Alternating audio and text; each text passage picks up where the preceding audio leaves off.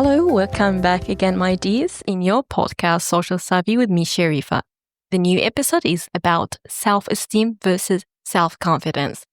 While a lot of people think actually they are the same, they are not. And the only reason that I'm talking about this episode is that people really mistake it all the time. Although internally, they do have actually the feeling of the difference. For example, the feeling of, I can do this, versus, okay, I am enough even if I do not do it. These are the key points in order to describe each one of them. They are similar, they look similar, they even overlap sometimes, but they are not the same thing. And when you understand the difference, here we are building a deeper kind of wholeness, the kind that does not fall apart when your life shakes you a little bit. So, Sharifa, what is the difference? Actually, just tell me what self-confidence sounds like. I'd say it is quoting, I know I can do this. When you say, I've got the skills, the experience, the preparation, I'm ready to do that. I trust myself in this area. Specifically, task-oriented, often earned through what? Repetition, because you have history of achievement regarding that field or something else. You do have the resilience, you do have the success. You might feel confident when you are speaking in public. And when you organize a trip, you pitch an idea, you parallel park on the first try. Like the small talks wins always. This is about capability. So self-confidence is about what you can do and you believing in what you can do because you do have the history, as I mentioned, you do have success, you do have a pattern, you are self-aware that you are very good at that thing.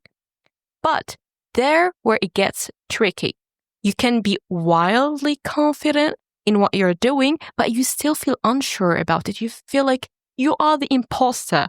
Like you can do it very well, but maybe I'm just tricking people. Maybe I'm just lying to them.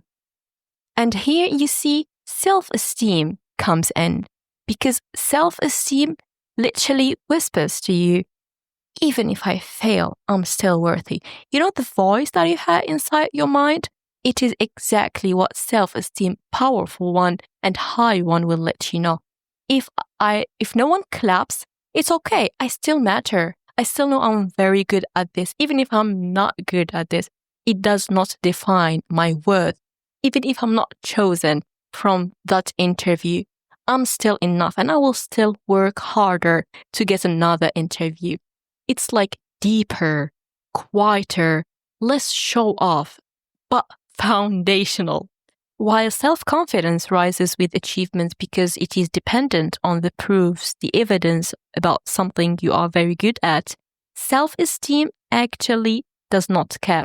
It is always steady through any uncertainty because it is not built on how impressive you look. It's built on how deeply you value yourself.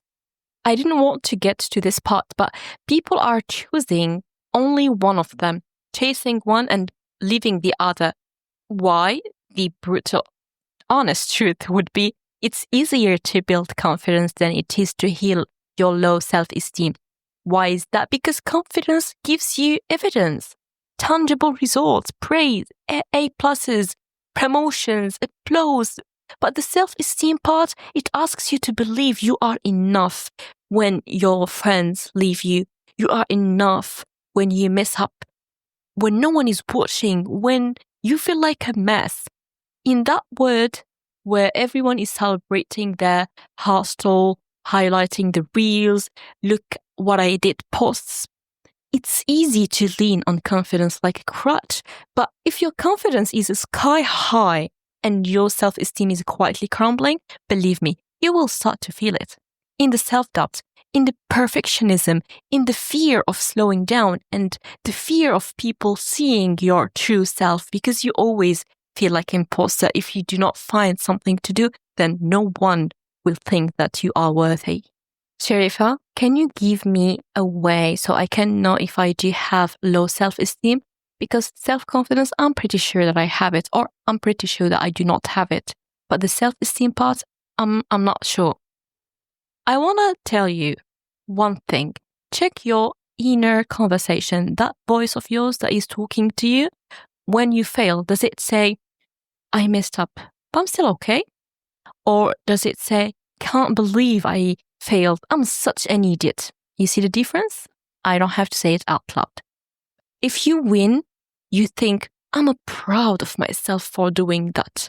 Or you will be like, now they finally think I'm enough. You see the difference? That is the confidence. Healthy one versus the non-healthy one. And the first one was the esteem, self-esteem. The healthy one, the high one, and the low one. The way you talk to yourself, darling, after any outcome reveals everything. The outcome was positive or negative. It does not matter. The right question to be asked is, how should I build both, but without extras, like without exceeding the normal, the average self-confidence and self-esteem? I would say, in order to grow your self-esteem, you need to do the thing, even if you're scared, because I believe in the quote that says, you never know until you try. You need to make small wins, because the small wins will give you evidence and proofs of how good you have done. You need to learn. You need to be thirsty towards knowledge and practicing and repeat that. Learn, practice, repeat. That confidence will grow through action, not perfection, because no one is perfect and no one will be, but practice will nurture that. As for the self-esteem, I'd say you have to speak to yourself. I've said this kind of advice literally in every episode, but that is the truth. That is the truth. I cannot tell you something that is not truth in this podcast. You need to speak to yourself like someone you love. You look at the mirror and you say, I do have this and that. I don't like this about myself, but it does not define who I am.